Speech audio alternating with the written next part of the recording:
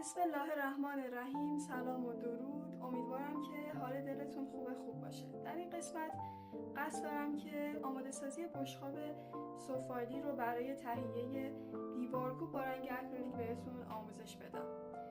اولین نکته‌ای که باید خدمتتون عرض بکنم در تهیه بشقاب سفالی اینه که هنگام خرید دقت داشته باشید که بشقابی رو تهیه بکنید که از برجستگی ها و فرو رفتگی های کمتری برخوردار باشه. شما میتونید با استفاده از یک میخ اینها رو باز بکنید. بریم سراغ آماده سازی زمینه کار برای رنگ با اکریلیک. مورد بعدی که باید خدمتتون عرض بکنم یک سنباده نرم رو باید تهیه بکنید. من در اینجا سنباده P400 رو تهیه کردم. سنباده ها شماره هاشون به این صورته که هرچه عدد اون بیاد پایین تر زبری اون بیشتر میشه. شما به میزان این که پسی و بلندی سفالتون چقدر زیاد هست یا کم هست میتونید سنباده های با شماره بالاتر یا پایین تری رو تهیه بکنید. مثلا شما شماره 275 رو میتونید تهیه بکنید، 350 رو میتونید تهیه بکنید. بین این شماره ها رو میتونید داشته باشید. این به این صورت تا کردم که موقع کار کردن دستم آسیبی بهش وارد نشه. شروع میکنم سنباده‌مو روی سطح کار کشیدن.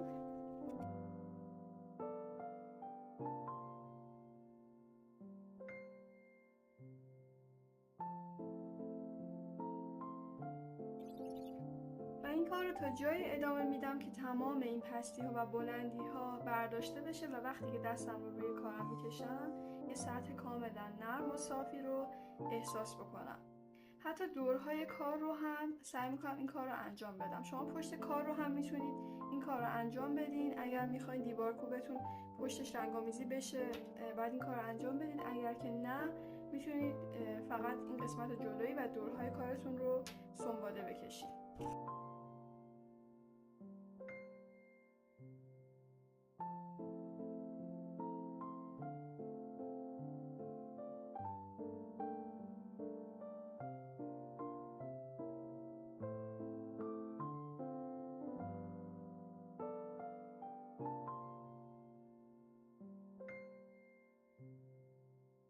بعد از اینکه کارمون رو کاملا سنباده زدیم، کنارهاش رو کاملا سنباده زدیم، بشقابمون رو با یک دستمال کاغذی یا یک دستمال پارچه‌ای تمیز نمدار میتونیم این گرد و خاک هایی که روی کارمون نشسته پاک بکنیم. حتی من اینو میتونم یک مقدار مرطوب بکنم و بعد بیام سطح کارم رو پاک بکنم، یا اینکه بشقاب سفالیمون رو کاملا زیر آب بشورم و بعد از خشک شدن ادامه کارم رو انجام بدم.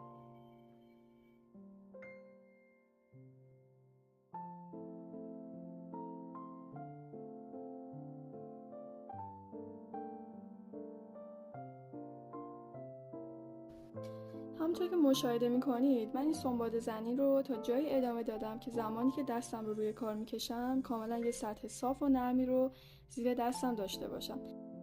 برای آماده سازی زیرساز بشقاب سفالیمون میتونیم از دو روش استفاده بکنیم.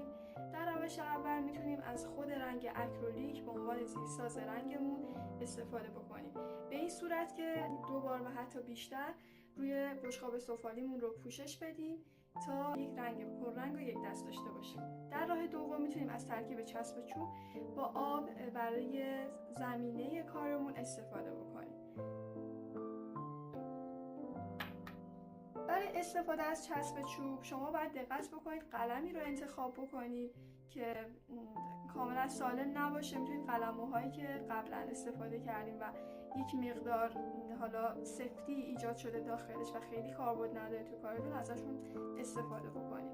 یا میتونید قلموی زمینه استفاده بکنید یا میتونه قلموی با شماره بالایی باشه. استفاده از چسب چوب باعث میشه که زودتر از قلموهای دیگه‌تون خراب بشه. بنابراین استفاده از قلمویی که کاملا سالمه رو من پیشنهاد نمی‌کنم. اونطور که می‌بینید من قلمویی رو استفاده کردم که یک مقدار سفت شده و حالت اولیه خودش رو از دست داده و به سختی قابل انعطاف هستش. برای شروع من یک ظرفی رو استفاده میکنم یا داخل درب چسب چوبم میتونم این کار رو انجام بدم. میتونم توی یک ظرف یک بار مصرف دیگه این کار رو انجام بدم. خب اگر دقت بکنید در چسب چوب رو که باز میکنید یک مقدار احساس میکنیم که مواد داخلش از هم گسیخته است. میتونیم همش بزنیم کاملا. میبینید من وقتی هم میزنم تازه خطوطی رو روش مشاهده میکنید که متوجه میشید که انگار مواد داخلش ته‌نشین شده و از یک دستی خارج شده. میتونیم کاملا یک دستش بکنیم با یک کاتر یا هر وسیله دیگه‌ای ما میتونیم این کار رو انجام بدیم. بعد از اینکه کارمون کاملا یک دست شد، بعد از قرار دادن مقدار لازم از چسب و چوب روی ظرف یک بار مصرفم به مقدار زیادی آب نیاز داریم و خوب این ترکیبمون رو مخلوط میکنیم با هم دیگه.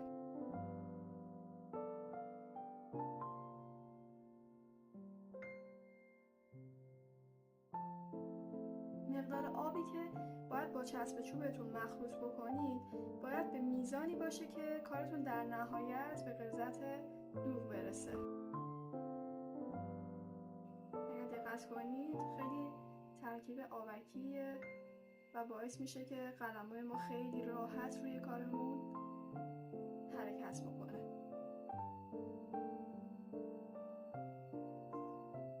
ببینید آب ازش شروع میکنه، یه غلظت کاملا مشابه غلظت دوغ.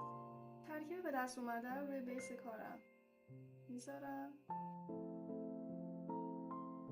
سعی میکنم در یک جهت تمام کارم رو به چسب چوب آغشته بکنم.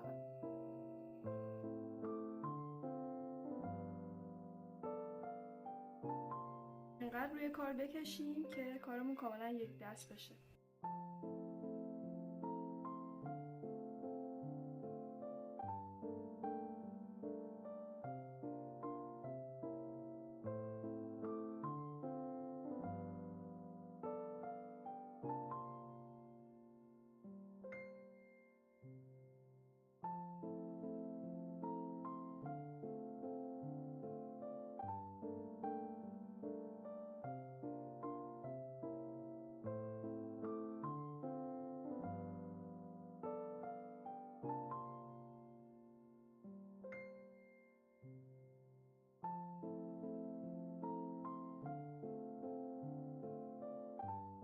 سعی کنید دستتون روی کارتون نخوره که جا نذاره روی کارتون تا زمانی که کارتون کاملا خوش نشده.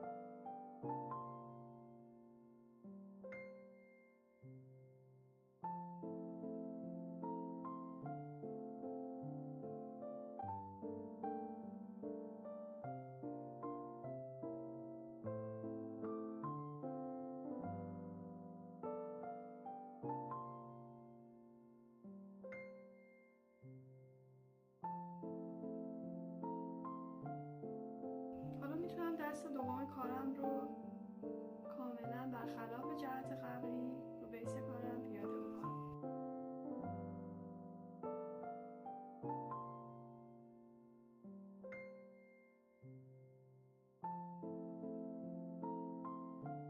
لزوما نیازی نیست که شما دو دست روی کارتون رنگ بذارید، همون یک دستی هم که میذارید کفایته و میتونید برجستگی هایی که حاصل از چسب چوب روی کارتون هست رو با سنباده از بین ببرید و هموار بکنید.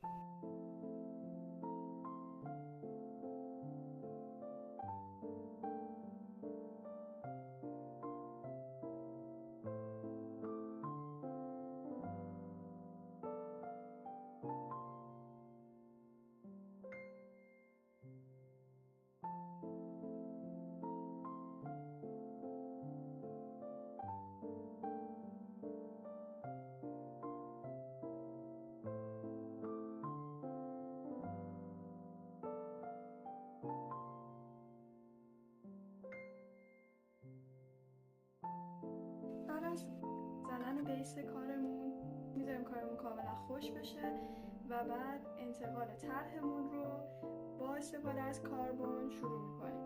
بعد از اینکه کل سطح کارمون رو آغشته به چسب چوب کردیم برای شستن قلممون از یک لیوان آب داغ میتونیم استفاده کنیم.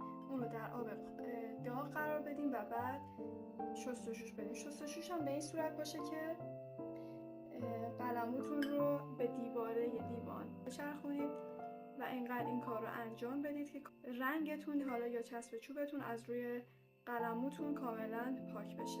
بعد از اینکه کاملا شستینش میتونید با یک دستمال قلموتون رو خشک بکنید تا سالم بمونه.